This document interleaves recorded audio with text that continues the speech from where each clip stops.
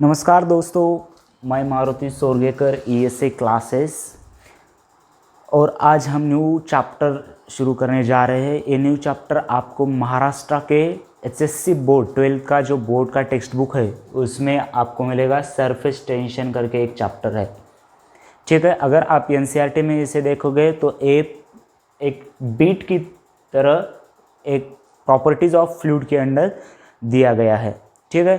तो हम इस बहुत सारे टेंशन के बीच एक नया टेंशन लर्न करने जा रहे हैं। कौन से टेंशन है अभी तक हमें मालूम?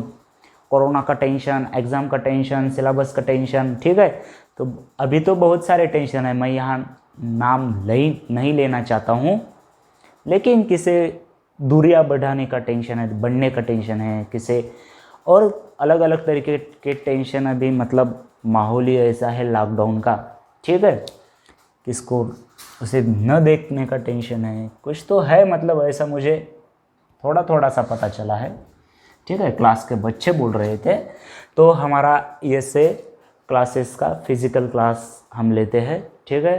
तो अभी लॉकडाउन की वजह से क्लासेस नहीं हो पा रहे, इसलिए हमने ऑनलाइन लेक्चर बनाने की थोड़ी सी कोशिश की है। अगर आपको इससे फ़ायदा हो रहा है तो आप ये लेक्चर ज़्यादा से ज़्यादा मतलब आपके जो फ्रेंड्स है, जो रिलेटिव्स है, जो जेई और नीट एग्ज़ाम की प्रिपरेशन कर रहे हैं, ठीक है,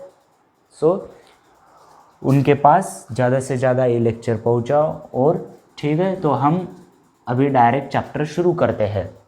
चैप्टर का नाम है सरफेस टेंशन। तो हमें इस सरफेस टेंशन के बारे में जानना है, तो हम स्टार्ट करेंगे इंट्रोडक्शन के।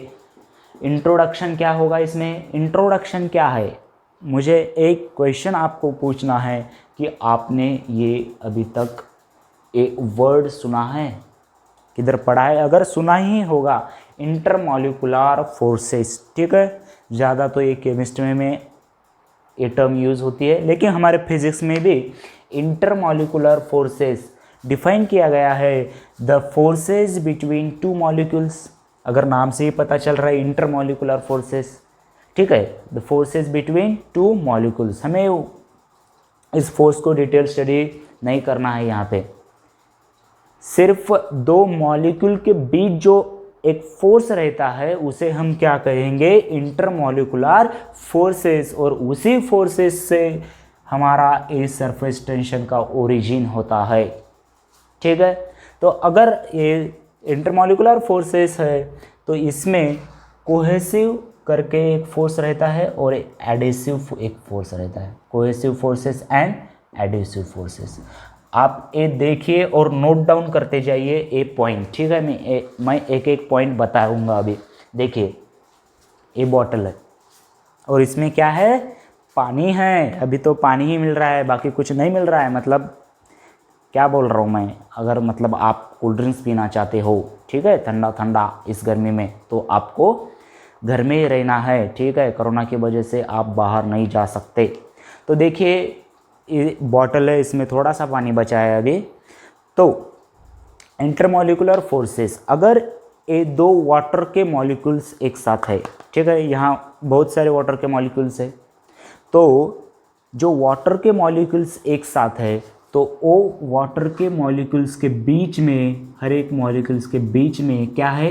इंटरमॉलिक्यूलर। ये क्या बन गया हमारा, ठीक है, ये ऐसा बन गया, ठीक है। हम वाटर मॉलिक्यूल्स ड्रॉ कर रहे थे, ठीक है। मेरी ड्राइंग स्किल यहाँ पे थोड़ी सी बाहर आ गई, जो कि बिल्कुल भी नहीं है मेरे पास।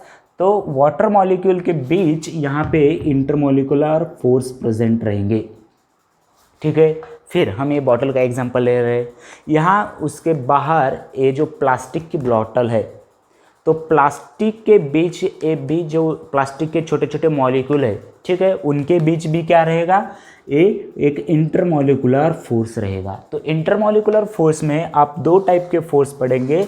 Intermolecular forces between two molecules, आपको नोट डाउन करते जाना है। शॉर्ट पॉइंट में बता रहा हूँ मैं, सिर्फ शॉर्ट पॉइंट नोट डाउन करना है। मैं पूरा यहाँ पे उनकी मतलब जो पूरी डेफिनेशन वगैरह है ये आपको नोट करने को नहीं बोल रहा हूँ। उसमें कोहेसिव टाइप का एक फोर्स रहेगा, एडेसिव एक टाइप का फोर्स रहेगा। कोहेसिव फोर्स आप किसे बोलेंगे? अगर वो water molecule same, sorry water, यहाँ पे वाटर है ना तो वाटर आ गया, वो मॉलिक्यूल सेम सब्सटेंस के है। देखिए मतलब इस एग्जांपल में अगर दो वाटर मॉलिक्यूल के बीच का फोर्स डिस्कस कर रहे हैं तो वो फोर्स को हम क्या बोलेंगे, कोहेसिव फोर्स। अगर प्लास्टिक के मॉलिक्यूल है यहाँ और उनके बीच फोर्स है, और ए पेन देखिए इसमें प्लास्टिक के मॉलिक्यूल है, तो उसमें जो फोर्स है उसे हम कहेंगे कोहेसिव फोर्स। कोहेसिव फोर्स आप फिर किसे बोलेंगे, it is a force between two molecules of same substance. Note down करना है, it is a force between two molecules of same substance. एक कीवर्ड है यहाँ पे कोहेसिव के लिए। और कोहेसिव अगर आपको पता चला तो एडेसिव आपके लिए बहुत आसान है। Adhesive force is force between two molecules of different substance. देखिए यहाँ पे सेम सब्सटेंस के लिए कोहेसिव बोला जाता है एंड डिफरेंट सब्सटेंस के लिए एडेसिव बोला जाता है।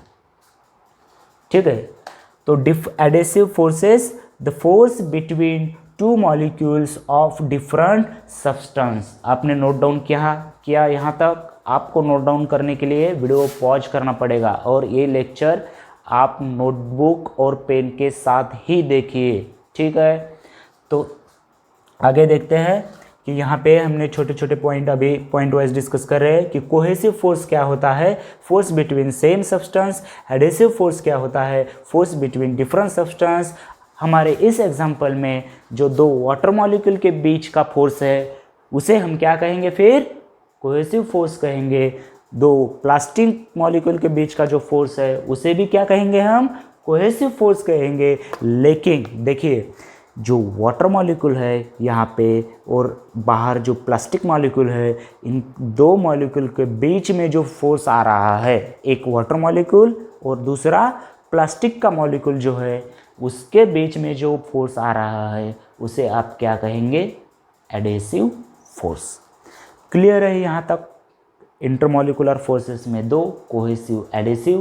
कोहेसिव मतलब सेम सब्सटेंस के मॉलिक्यूल, एडेसिव मतलब डिफरेंट सब्सटेंस के मॉलिक्यूल। ठीक है, यहाँ पे क्लियर है।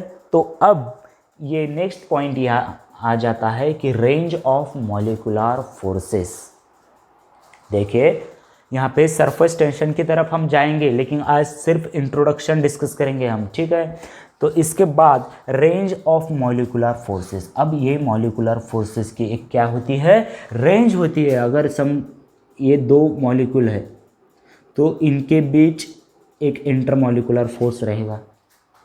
अगर एक मॉलिक्यूल इधर है, एक मॉलिक्यूल इधर है, मतलब इसके बीच डिस्टेंस ज़्यादा है, तो उनके बीच एकदम फोर्स वीक रहेगा और वो फोर्स एकदम नेग्लिजिबल, मतलब ना की बराबर है, ऑलमोस्ट जीरो है। ठीक है, तो इस फोर्स की एक पर्टिकुलर रेंज है। हर एक फोर्स की रेंज रहेगी कि up to distance at which the force is acting. ठीक है, अगर आप रेंज ऑफ मॉलिकुलर फोर्सेस की बात करेंगे तो डिस्टेंस अप टू विच, इसे कैसे डिफाइन करेंगे, distance up to which intermolecular forces are active, ऐसे कह सकते हैं हम। डिस्टेंस नोट डाउन कर दीजिए ये पॉइंट को। रेंज इसे कैपिटल आर से भी डिनोट किया जाता है। कैपिटल आर मतलब क्या बताता हूँ मैं थोड़ी देर में, लेकिन इसे नोट डाउन करिए।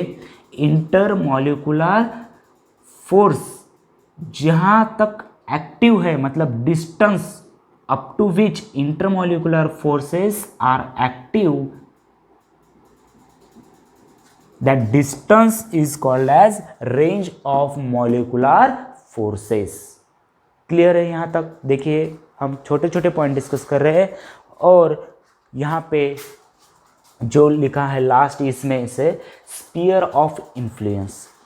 तो स्फीयर ऑफ इन्फ्लुएंस क्या है बच्चों, स्फीयर ऑफ इन्फ्लुएंस यानी कि देखिए ए मॉलिक्यूल है और देखिए इसकी रेंज मतलब यहाँ तक है, मतलब ये मॉलिक्यूल यहाँ तक इसका फोर्स एक्टिव रहेगा। ठीक है, तो अगर यहाँ मॉलिक्यूल दूसरे सब्सटेंस का आ जाता है तो यहाँ फोर्स प्रेजेंट रहेगा। अगर यहाँ तक रहेगा तो यहाँ तक भी फोर्स प्रेजेंट रहेगा। तो हमने अगर ए सर्कल बनाया, हालांकि ये 3D में क्या होगा बच्चों, सर्कल नहीं, ये स्पीयर होगा। देखिए आप इमेजिन कर पा रहे, physics is all about imagination, ठीक है। तो अगर देखिए एक वाटर मॉलिक्यूल है यहाँ, ठीक है, और इसका वाटर मॉलिक्यूल का आपको नहीं दिख रहा है, मुझे पता है यहाँ पे, लेकिन छोटा सा वाटर ड्रॉपलेट्स है यहाँ, ठीक है। तो या इस वाटर मॉलिक्यूल के जो अराउंड इसका डिस्टेंस है, ठीक है, तो ये यहाँ तक फोर्स अप्लाई कर सकता है। तो इसके बाजू में एक सर्कल नहीं, ये स्पीयर बन जाएगा 3D में, ठीक है।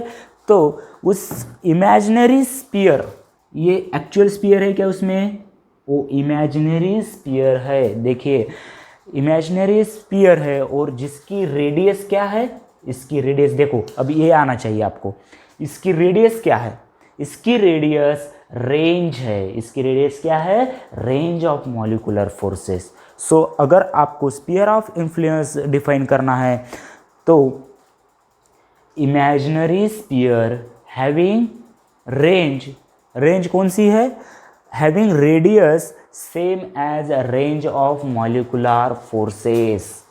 तो डिफिनेशन कैसा होगा, स्पीयर ऑफ इन्फ्लुएंस, उसे एक इमेजिनरी स्पीयर है और उसकी रेडियस कितनी है, radius having radius range of molecular forces, जो उसकी रेंज है उतनी ही उसकी रेडियस रहेगी, ठीक है। तो इसे स्पीयर ऑफ इन्फ्लुएंस कहेंगे। नोट डाउन किया, छोटे छोटे टॉपिक में नोट डाउन किया है, करना है आपको। Sphere of influence, imaginary sphere, radius having radius range of molecular forces.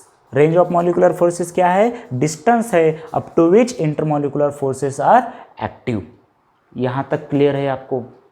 देखिए मैं चैप्टर के जो शुरुआती में है, ये छोटे छोटे जो कंसेप्ट है, ठीक है, उस पर ज़्यादा आपको क्लैरिटी होनी चाहिए। अगर हम बीच में सरफेस टेंशन डिस्कस कर रहे हैं और मैंने ये यूज़ किया कंसेप्ट, रेंज इसकी क्या है, और या स्पीयर ऑफ इन्फ्लुएंस, जो कि हम थोड़ी देर में करेंगे, ठीक है। तो आपको ये अगर मालूम है तभी उसमें डिस्कस करने में इंटरेस्ट आएगा, नहीं तो ऐसा ऊपर ऊपर का सर क्या, कौन सी दुनिया से है, कौन सी लैंग्वेज में बात कर रहे हैं, ठीक है, ऐसा हो सकता है। इसीलिए हम टॉपिक वाइज जा रहे हैं। पहला इंटरमॉलिक्यूलर फोर्सेस, 2 टाइप्स के देखे, cohesive, same substance, adhesive, different substance, range क्या है, डिस्टेंस जहाँ तक फोर्सेस एक्टिव है, स्पीयर उसी डिस्टेंस का अगर आप इमेजिनरी स्पीयर बनाएंगे तो स्पीयर ऑफ इन्फ्लुएंस हो जाएगा। अब एक इम्पॉर्टेंट कंसेप्ट डिस्कस करते हैं, बिहेवियर ऑफ लिक्विड सरफेस।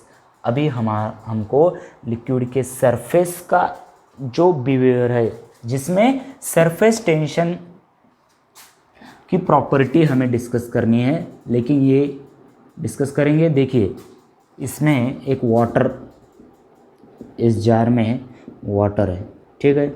हम यहाँ पे 3 पॉइंट लेंगे, 3-4 ले सकते हैं, लेकिन मैं यहाँ पे 3 पॉइंट, एक ड्रॉपलेट्स, मैं सरफेस का जो ड्रॉपलेट्स है वो वाटर मॉलिक्यूल, ठीक है, बी यहाँ पे थोड़ा नीचे, और सी यहाँ पे, ये बी मॉलिक्यूल थोड़ा नीचे है और सी यहाँ पे है।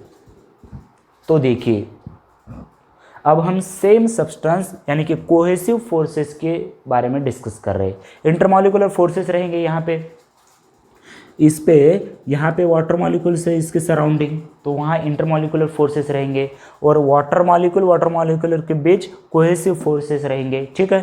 तो अगर पहले ये सी का वाटर मॉलिक्यूल देखिए, इसके अराउंड वाटर ड्रॉपलेट्स चारों तरफ मतलब सराउंडिंग मौजूद है, तो वहाँ पे ये स्पीयर ऑफ इन्फ्लुएंस ऐसा बन जाएगा, और हर एक पार्टिकल ऑल डायरेक्शन में फोर्स एक्ट हो रहा है। Therefore the net force acting on particle C is 0। ये आपको इमेजिन हो रहा है क्या? एकदम सिंपल है। इन बल्क, जो बल्क का मॉलिक्यूल है जिसके हमने सी नाम दिया है, उसके चारों सराउंडिंग वाटर मॉलिक्यूल प्रेजेंट है और उनका जो फोर्स का मैग्नीट्यूड है वो सेम है और वो ऑल डायरेक्शन है, इसीलिए नेट फोर्स क्या हो रहा है, 0 हो रहा है। अगर हम बी की बात करेंगे तो देखिए इधर ज़्यादा मॉलिक्यूल प्रेजेंट है, लेकिन इसे अगर हमने यहाँ स्फीयर ऑफ इन्फ्लुएंस या इसे ड्रॉ कर दिया तो नीचे वाले पार्ट में तो सभी मॉलिक्यूल प्रेजेंट है, लेकिन यहाँ ऊपर थोड़े कम मॉलिक्यूल है, इसीलिए थोड़ा सा इसके ऊपर डाउनवर्ड डायरेक्शन में थोड़ा सा फोर्स आ जाएगा। वो कौन सा पार्टिकल डिस्कस कर रहे हैं हम, बी पार्टिकल। ये जो लेयर है इसे हम अब सरफेस लेयर बोलेंगे, ठीक है, जिसकी थिकनेस कितनी होगी, आर जितनी होगी। ये आर क्या है, रेंज ऑफ इंटरमॉलिकुलर फोर्सेस। अब मैं उसे बार रिपीट नहीं करूंगा। तो R range of intermolecular forces, जितनी जो थिकनेस है उसे हम सरफेस लेयर बोलेंगे। तो अगर उस सरफेस लेयर का एक मॉलिक्यूल आपने लिया तो इसके नीचे तरफ तो सब्सटेंस होंगे यानी कि वाटर मॉलिक्यूल रहेंगे, लेकिन ऊपर थोड़े कम रहेंगे, है इधर भी है इधर भी है, लेकिन थोड़े से कम है, इसीलिए उसे थोड़ा सा डाउनवर्ड फोर्स डाउनवर्ड एक्ट हो जाएगा, थोड़ा है लेकिन, ठीक है, डाउनवर्ड। लेकिन अगर आप उसे कंपेयर करेंगे ए के साथ, ये हमने एकदम टॉप का मॉलिक्यूल लिया है, मतलब एकदम सरफेस का मॉलिक्यूल लिया है ए मॉलिक्यूल, तो अगर ए का हम स्फीयर ऑफ इन्फ्लुएंस निकालेंगे तो ऐसा आ जाएगा, जिसके हाफ पार्ट में मॉलिक्यूल प्रेजेंट है। ऊपर वाले में मॉलिक्यूल कौन से प्रेजेंट है, वाटर मॉलिक्यूल प्रेजेंट है क्या, वाटर मॉलिक्यूल प्रेजेंट नहीं है, तो इधर एयर मॉलिक्यूल है, ठीक है। अगर आपको डीप में डिस्कस करना है तो इधर कौन से मॉलिक्यूल है, एयर मॉलिक्यूल है, ठीक है। नीचे वाले में कौन से मॉलिक्यूल है, वाटर मॉलिक्यूल है, ठीक है। तो क्या रहता है, वाटर मॉलिक्यूल का बीच का फोर्स, यानी कि सेम सब्सटेंस के मॉलिक्यूल है तो कौन सा फोर्स रहेगा, कोहेसिव फोर्स, वो ज़्यादा होता है compare to water molecule and air molecule. देखिए मैं यहाँ पे लिखता हूँ, force between water and water molecule is greater than force between water and air molecule. ये कोहेसिव फोर्स है, इस कोहेसिव फोर्स को हम FC लिखेंगे, is greater than adhesive force, उसे हम FA लिखेंगे। और उसकी वजह से, इस रीजन की वजह से इस पार्टिकल पे नेट डाउनवर्ड फोर्स एक्ट हो रहा है। On particle A net downward force is acting, ठीक है। तो आपको रीजन पता चला कि ए नेट डाउनवर्ड डायरेक्शन में, ए के ऊपर डाउनवर्ड डायरेक्शन में नेट फोर्स एक्ट हो रहा है, ठीक है यहाँ तक। तो क्योंकि cohesive force is greater than adhesive force, water मतलब अपने ही मॉलिक्यूल है तो उसमें ज़्यादा फोर्स रहता है, अगर दूसरा मॉलिक्यूल है तो उसमें कम फोर्स रहता है। इसे ऐसे तरह ध्यान में रखना है। अगर अपना ही मॉलिक्यूल मतलब इसका अर्थ सेम सब्सटेंस के बारे में बोल रहा हूँ मैं, ठीक है।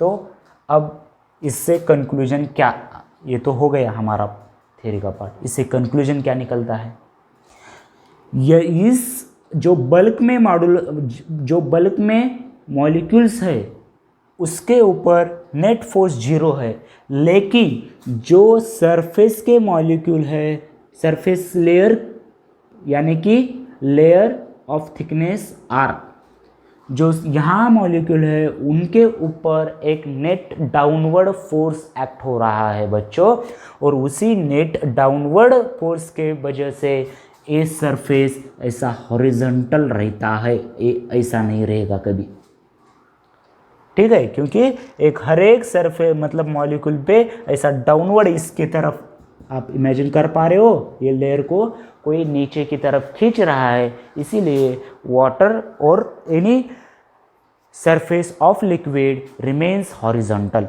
तो बिहेवियर ऑफ लिक्विड सरफेस में आपको 3 पॉइंट नोट करने हैं। पहला पॉइंट लिखिए, molecule which present in bulk the net force acting on these molecule is 0, ठीक है।